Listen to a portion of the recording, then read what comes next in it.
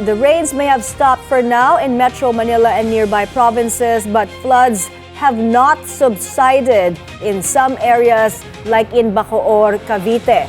Many roads remain flooded while dozens of families continue to stay in evacuation centers.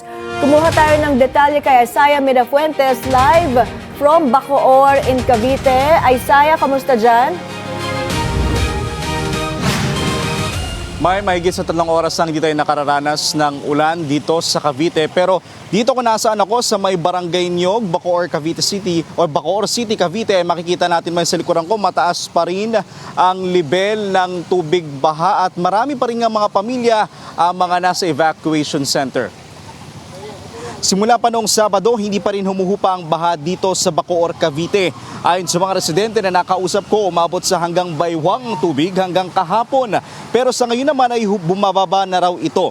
Nila, hindi naman daw madalas na bumabaha dito sa kanilang lugar. Sadyang malalakas lang raw kasi ang dalang ulan ng habagat kaya mabilis na umangat ang tubig baha. Ayon sa pamunuan ng barangay, bahagyang naging pahirapan pa ang rescue operation at kinailangan pa nilang isakay sa bangka ang kanilang mga residente.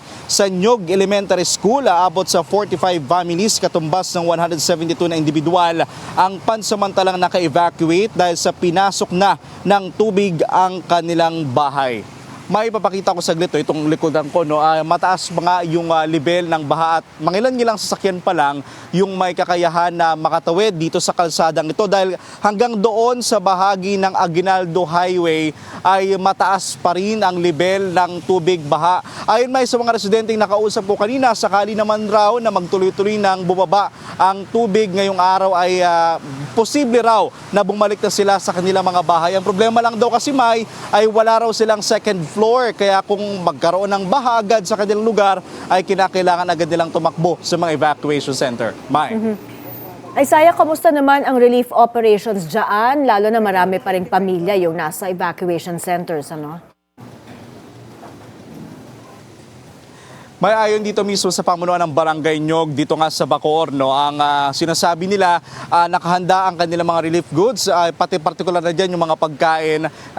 Mula raw yan sa lokal na pamahalaan ng Bacoor, yung kanilang breakfast, even yung lunch hanggang dinner ay provided naman daw ng barangay. At sinasabi rin nila sa atin, sinisigura rin nila may na bago bumalik itong mga residente nga sa kanilang mga bahay ay maayos na at tuyot na yung mga kalsada.